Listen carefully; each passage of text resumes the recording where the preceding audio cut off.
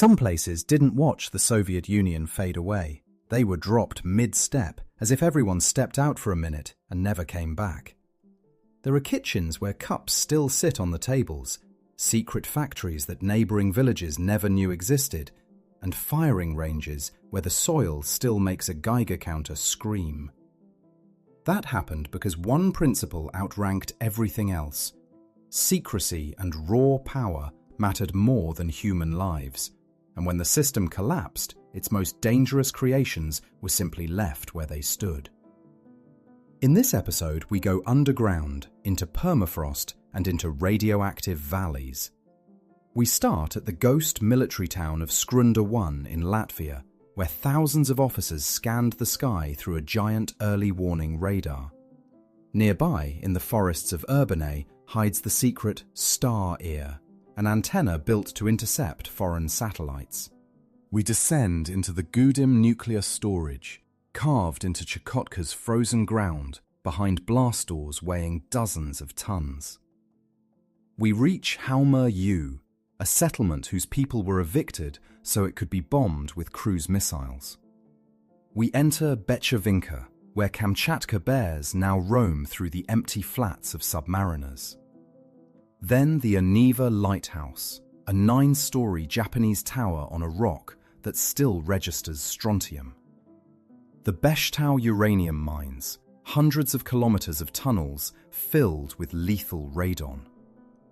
Stalin's dead road, built by tens of thousands of prisoners and abandoned in a single day. Neftogorsk, wiped out by an earthquake in 17 seconds at the cost of more than 2,000 lives. The Semipalatinsk test field, site of the first Soviet atomic blast, littered with melted glass. And nearing the top, the Berezniki sinkholes swallowing entire blocks. The dead villages of the Techa River, where the Mayak nuclear plant dumped waste for years straight into people's water.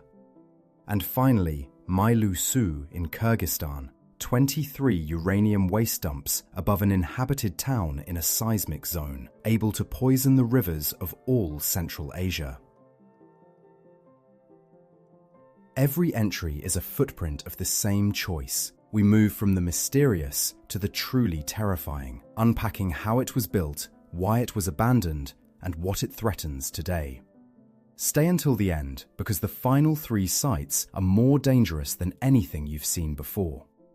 There is a town in Latvia that appears on no official map, yet it once housed thousands of people. That contradiction is the whole story of Skrunda 1, number 13 on our list. It never officially existed because it was one of the most secret nodes of the Soviet missile early warning network, and secrecy was its very purpose.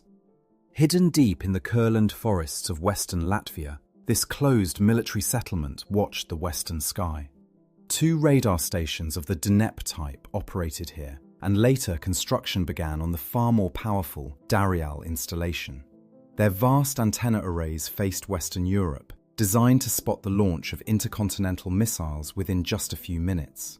That was why the place had to remain invisible. You could only enter with special passes, and its name was known only to the few who had the right to know it. The reason it grew so large is simple. A radar station of that scale needed constant staffing, so thousands of servicemen and their families settled here.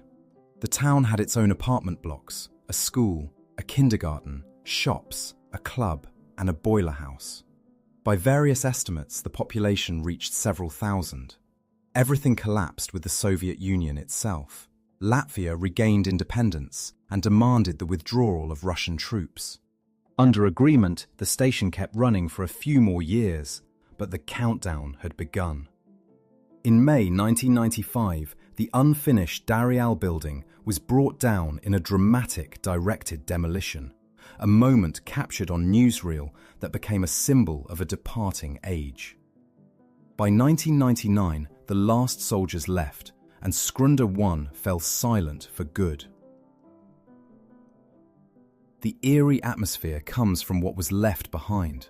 Empty panel 5-story buildings with shattered windows, collapsed staircases, abandoned furniture, children's drawings on the walls, rusting Russian-language signs.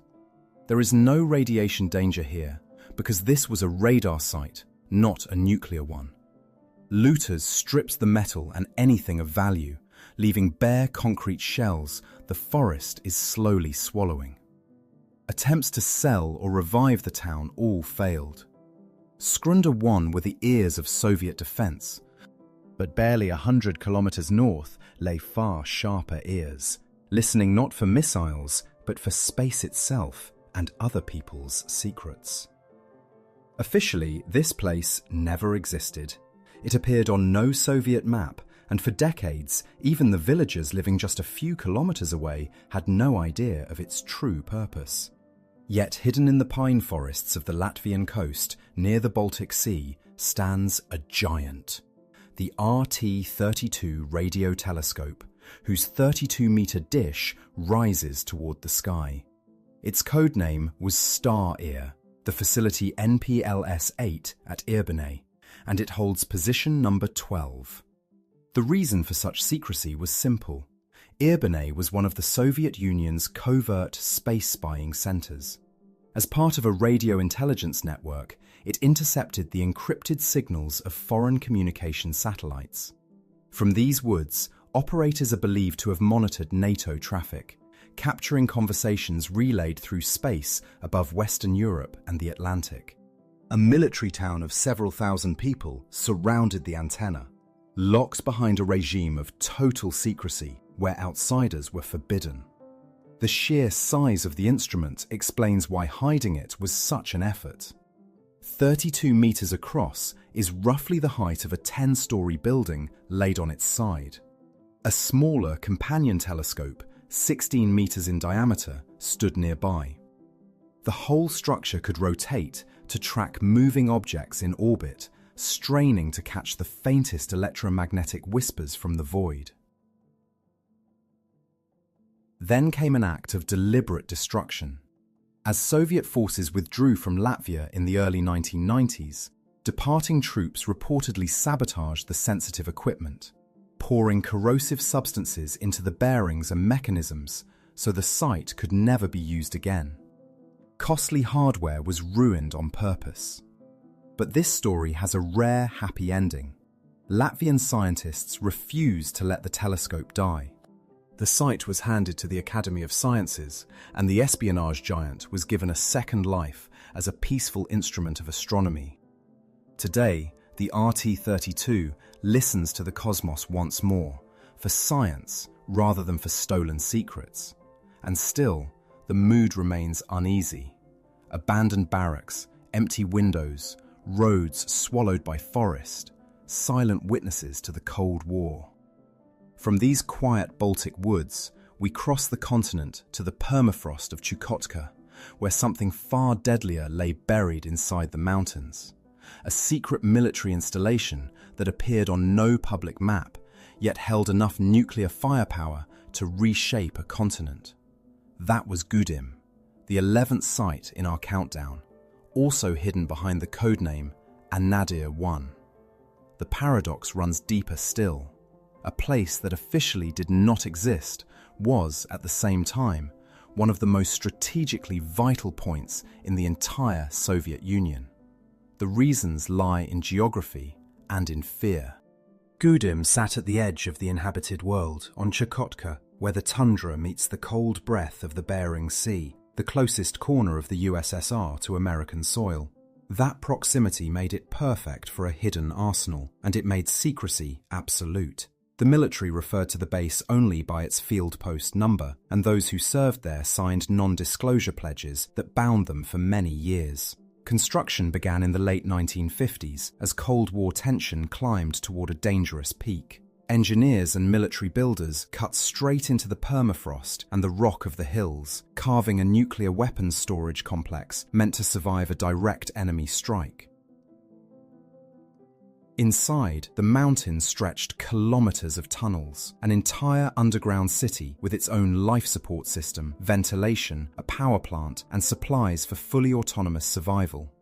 The entrance was sealed by enormous blast doors, each weighing, by various estimates, dozens of tons. engineered to absorb a shockwave and hold back walls straining under pressure. The threat here was never radiation in the ordinary sense. The warheads were removed long ago. The real weight of Gudym lay in what it represented: a forward outpost of nuclear deterrence, an invisible square on the chessboard of superpowers, a place kept ready for the unthinkable. Today, the settlement beside the base is dead. Empty 5-story apartment blocks stare out across a harsh landscape with their windows shattered. Wind drifts through looted flats, and the tunnel mouth gapes like a rusted maw. Scavengers stripped away everything they could carry, leaving only echo and darkness behind. And yet Gudym was a fortress built to outlast a war, which makes our next site its exact opposite: an entire town deliberately sacrificed and turned into a target for missiles. This is a rare case of an abandoned Soviet city that became a literal target for missiles. First left to die by its people, then finished off by the machinery of war. It is number 10 on our list, and its name reads like a verdict. Far above the Arctic Circle, in the Komi Republic, where the tundra bleeds into a grey sky with almost no visible border, stands Khalmer-Yu. In the Nenets language, the name means roughly River of the Valley of Death, or Dead River. The Nenets long held this place sacred. It was where they brought their dead to be buried. History would prove the name prophetic. The reason people came at all was coal. In 1942, in the middle of the war, geologists found coking coal of the finest grades here, strategic raw material. So, into the permafrost, more than 100 kilometers from Vorkuta, people were sent, and many of the first builders were prisoners. Gradually, a real Arctic town took shape. A mine, a school, a hospital, a house of culture, 5-story apartment blocks. At its peak, around 7,000 people lived here. Being born, getting married, and raising children in one of the harshest corners of the country. Then the Soviet Union collapsed, and an unprofitable mine in such a remote spot became a burden. In 1993, the decision was made to liquidate the settlement and resettle everyone in Vorkuta.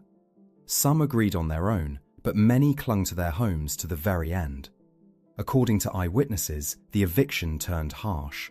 In the depths of winter, heating and electricity were switched off, and the most stubborn residents, people say, were hauled out almost by force, with the police involved.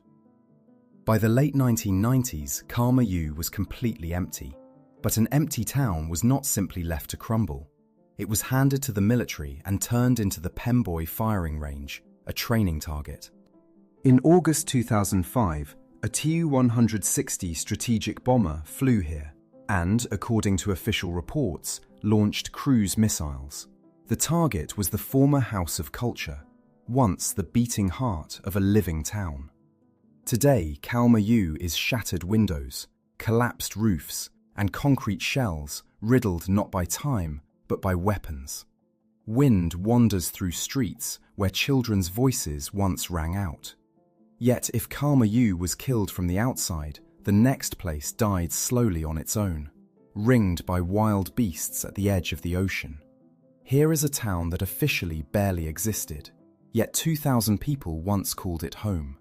On the maps, it appeared only as Petropavlovsk Kamchatsky 54. In documents and radio traffic, it went by a code name, Finval, after the whale. Its real name was Bechevinka, number 9 on our list, and the reason for all that secrecy lay in its geography. This settlement sits in the narrow Bechevinskaya Bay on the eastern coast of Kamchatka, squeezed between cold water and snow-capped mountains, in a place you simply cannot reach.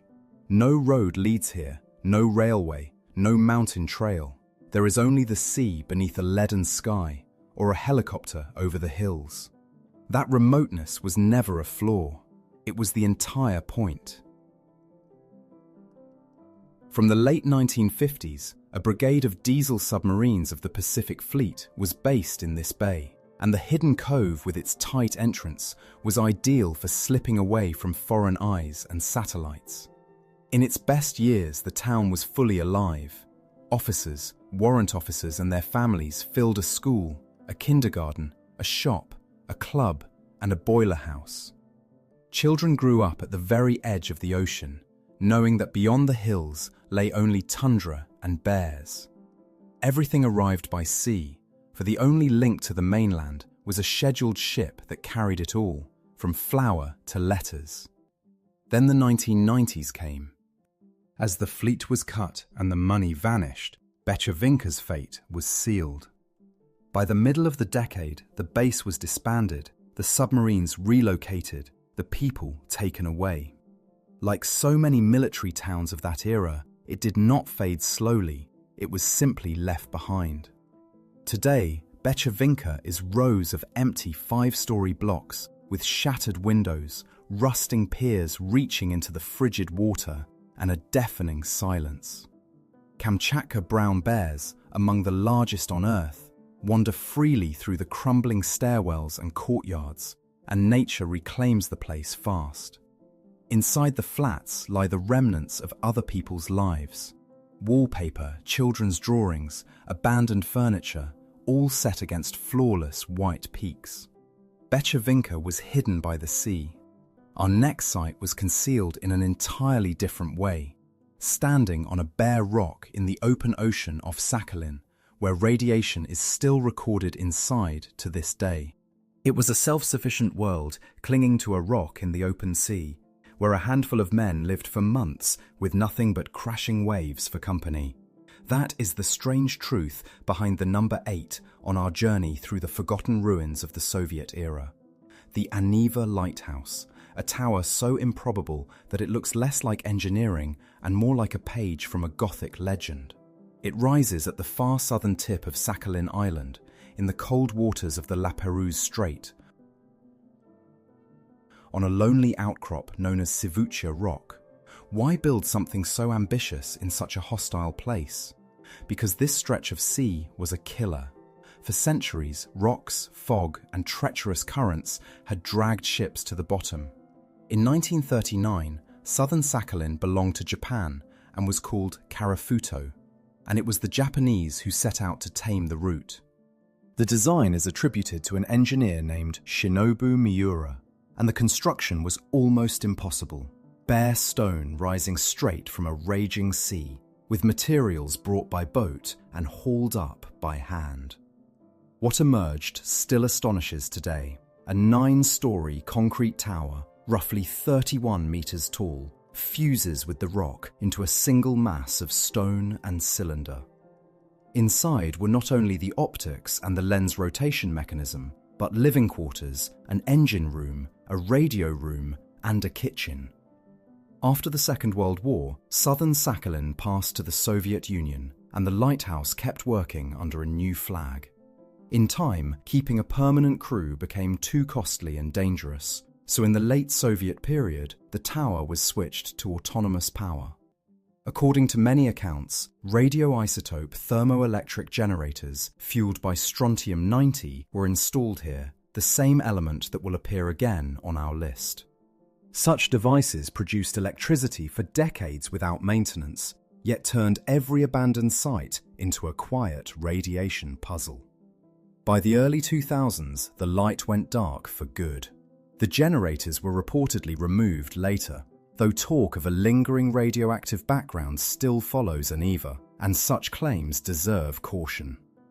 Today, it is one of the most photographed abandoned places in the Russian Far East, with rusted stairs, flooded compartments and peeling paint, surrounded by screaming birds, sea lion rookeries and endless grey water. And while Aniva guards its secret on a sea rock, our next site hides danger deep underground, in the uranium tunnels of Mount Beshtau. Here is a beautiful mountain where standing still for too long can quietly kill you. The Monte Beshtau rises above Piatigorsk as an almost perfect 5-domed cap of forest, and to any passing eye, it looks like an ordinary Caucasus peak. That ordinary appearance is the deception, because number 7 on our list, the Mount Beshtau uranium mines, is not the summit, but the hollowed-out darkness beneath it. By various estimates, more than 200 kilometers of galleries were carved into the rock, artificial tunnels left behind by uranium extraction. The reason lies in the late 1940s, when the Soviet atomic project was hunting for raw material to build its first bomb. Geologists found that both Beshtau and the neighboring Mount Beshtau held uranium ore, so a secret enterprise was set up here, and a town rose at the foot of the mountain to house the workers. Today it is called Lermontov. Mining ran roughly from 1950 to 1975, after which the deposit was declared exhausted. The galleries were mothballed, some entrances blasted shut and sealed with concrete, yet the mountain never fully closed. Parts of the network stayed open, and for decades urban explorers and stalkers have crept inside, frequently with no idea of what waits below. The true threat cannot be seen or smelled. Inside these sealed cavities, radon accumulates, a heavy radioactive gas seeping out of the uranium-bearing rock. It sinks into the lower galleries and pushes the breathable air aside, so a visitor may notice nothing worse than mild fatigue, while the absorbed dose does its silent work. Measurements by enthusiasts and specialists suggest that in certain stretches, the radiation exceeds the natural background by thousands of times, though it must be said that the figures vary with location and method. What the flashlight reveals is a cold, wet world of permanent twilight. Water weeps from the vaults, calcite deposits streak the walls, and rusted rails and rotting supports survive here and there. Only the drip of water breaks the silence, as corridors branch away like the veins of the mountain, beautiful and lethal in the same breath.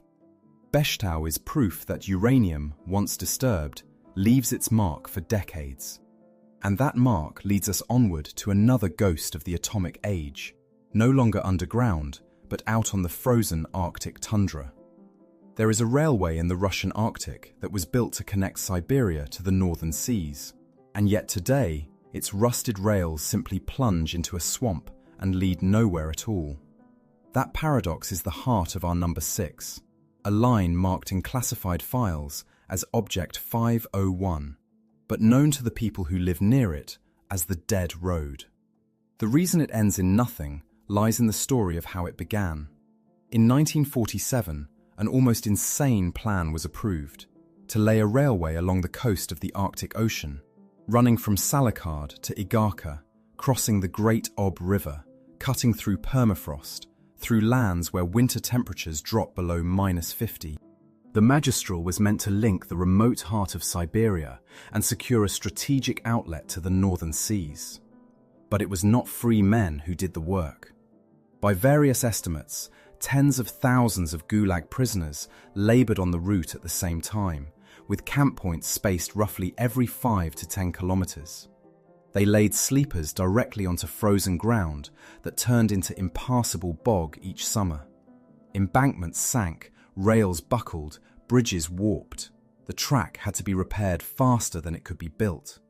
Then, in March 1953, Stalin died, and within a matter of weeks, the entire project was halted almost instantly. Researchers believe more than 600 kilometres of track had already been laid. Everything was simply left where it stood: tools, wagons, whole trains, barracks. The workers walked away and let the machinery stay behind. And it stays there still. Steam locomotives rusting in dense forest, sunk into the earth and wrapped in shrubs, like the set of a film that was never shot. Leaning telegraph poles, rotting wooden bridges, collapsed embankments, and only the wind over the tundra to break the silence. The exact number of dead will probably never be known. This is a monument not to engineering, but to the human price paid for someone else's ambition. Here, nature swallows the past slowly, but the next place was erased in a single instant, in 17 seconds.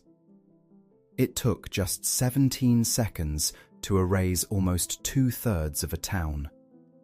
That is the brutal arithmetic of Neftogorsk, an oil settlement in the north of Sakhalin, and the reason it stands at number 5 on our list. On the quiet Saturday night of May 28, 1995, around 3,200 people were asleep there. The workers who drew crude from the ochre field and kept the drilling rigs running. Rows of identical 5-story blocks, a kindergarten, a school, a house of culture. An ordinary late Soviet town, unaware of what was coming. At 2 minutes past 1 in the morning, local time, the ground heaved. The quake reached a magnitude of roughly 8, among the strongest ever recorded in Russia. Yet the death toll was not really written by the earth. It was written by the buildings. 17 prefabricated panel blocks, thrown up in the 1970s, had been designed without proper seismic calculations, even though the region was known to be dangerous. That is why the collapse was so total. According to survivors and rescuers, the structures folded almost instantly. The panels slammed down one onto another, compressing entire apartments into stacked slabs of concrete. Thousands of sleeping people were trapped beneath them. The rescue dragged on for days because heavy equipment had to be shipped from the mainland, while every hour worked against those still alive. Official figures put the dead at more than 2,000, whole families gone in a single night. It remains the deadliest natural disaster in the country's modern history. Afterwards, the decision was made not to rebuild. Survivors were resettled across other Sakhalin towns, the ruins were partly cleared, and the site was never handed over for new construction. Where streets once ran, there is now a wasteland of grass and scrub, with pieces of foundation breaking through the soil. A memorial marks the entrance, a chapel and a stone bearing the victims' names. Once a year, survivors and relatives return. Neftogorsk offers no dramatic ruins, only silence, wind, and scattered slabs in tall grass, an open wound and a warning about the cost of careless building. But while nature destroyed this place in seconds, the next site on our list was created and ruined by human hands, deliberately. The tower where the bomb was fixed simply ceased to exist. In the first fraction of a second, a 37-meter structure evaporated into nothing. That single detail captures what happened on the experimental field of the Semipalatinsk test site, number 4 on our list, deep in the steppes of Kazakhstan. On the 29th of August 1949, at 7 in the morning local time, the first Soviet nuclear device, codenamed RDS-1, exploded here with a yield of roughly 22 kilotons, matching the bomb dropped on Nagasaki. Why build so much only to erase it? Because this was not a mere display of power, but a carefully designed scientific experiment. Around the spot, later called Ground Zero, an entire fake world was constructed. Houses, bridges, stretches of railway, fortifications, military vehicles, and live test animals. Scientists wanted precise data on what the new weapon did to matter and to living things. Today, the epicenter is a flat, sun-scorched plain, yet the traces of that morning have never gone away. Locals and researchers call the melted concrete remains geese, twisted forms frozen like the outstretched necks of birds. Scattered across the ground lies radioactive glass, sand fused by the monstrous heat, nicknamed Kharitonchiki, reportedly after Yuli Khariton, the project's scientific head. These greenish-brown shards look beautiful and deceptively harmless, but the real danger is invisible. The soil is saturated with isotopes of plutonium, strontium, and cesium, whose half-lives stretch across decades and millennia. At certain points, radiation levels remain dangerously high even now. Hundreds of tests were carried out in total, and the health toll on people in the surrounding villages proved severe and long-lasting. The site was officially closed in 1991, but the land does not forget as quickly as people do. Radiation, though, is not the only buried Soviet legacy. Sometimes poison gathered not from a blast, but from the slow, quiet labor of miners, as inside the mountain we will visit next. There are places where the ground does not sink slowly over centuries, but drops away in a single night, as if someone had pulled a support out from beneath an entire city. That, precisely, is what happens in Berezniki in Russia's Perm region, and it earns the 3rd place on our list. The reason is deceptively simple. This second-largest city of the region was built on top of enormous deposits of potash and rock salt, and salt dissolves. From the 1930s onward, miners dug potash directly beneath the residential districts, hollowing out a vast network of tunnels and chambers held apart only by salt pillars, columns of rock supporting the roof above. Everything held until 2006, when water broke into one of the mines. Fresh underground streams poured into the workings and began eating away at those pillars. The inflow could not be stopped. That autumn, the earth started to subside and then to collapse outright. The first major sinkhole opened beside the railway station, swallowing the tracks as it widened before people's eyes. More followed in the years after. The largest, nicknamed the Grandfather, grew to hundreds of meters across and as deep as a multi-story building, filling with murky, salty water. Others tore open within the city itself, one beneath a stretch of railway line, another beside inhabited housing. Thousands of people, by most estimates, had to be relocated from the danger zone. Entire neighborhoods were declared unsafe and demolished, while rails and fragments of buildings hung for a time over the edge of the abyss, snapped off into empty space. What makes Berezniki so unsettling is not radiation, but unpredictability. Sensors track the sinking ground, yet no one can say exactly where or when the next crater will open, because the process unfolds underground, invisible. The result looks almost impossible. In the middle of an ordinary industrial town, a smooth, round chasm with sheer walls and a mirror of water at the bottom, fenced off and marked with warning signs. Berezniki became a rare case of a man-made disaster that plays out not in an instant like an earthquake, but over decades in full view of everyone. And if here the catastrophe was carried in by water seeping underground, at the next site, water brought something far worse, an invisible radioactive death that poisoned entire villages along a quiet Ural river. One of the most radioactively contaminated rivers on Earth doesn't look dangerous at all. The Techa, in Russia's Chelyabinsk region, is small, slow and choked with reeds, winding through ordinary meadows. Yet along its banks stand villages no one is allowed to return to, and in places the dosimeter still screams. This is the second stop on our list, the dead villages of the Techa River. The explanation lies in the late 1940s.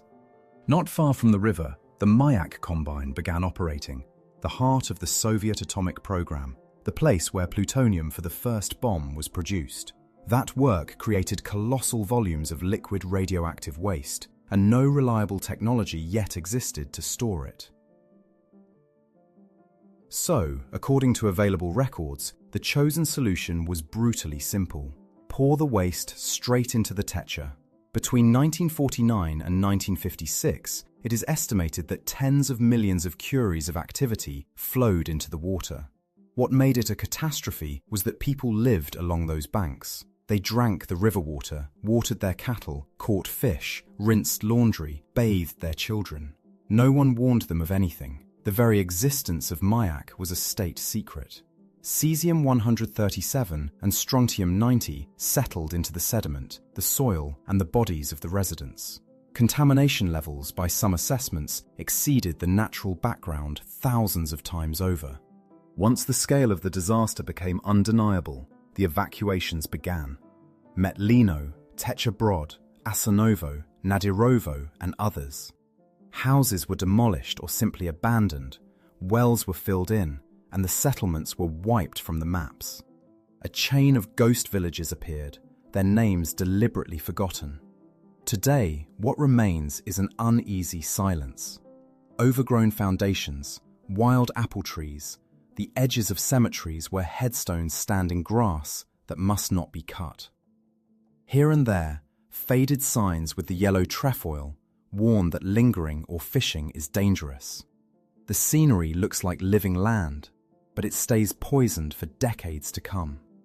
The Tetra proved how an invisible threat can kill entire villages without leaving ruins or craters, only emptiness. Here, the poison came by water.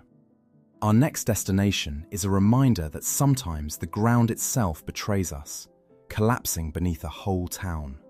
One of the most dangerous places in the entire former Soviet Union looks like a quiet mountain town. Green slopes, a clear, fast river, whitewashed houses and apricot orchards give no warning at all. Yet this valley in southern Kyrgyzstan ranks #1 on our list of hidden threats. The town is Mailu-Su, and only measuring instruments reveal the truth. The ground here is soaked in radioactivity. To understand why, you have to go back to the late 1940s.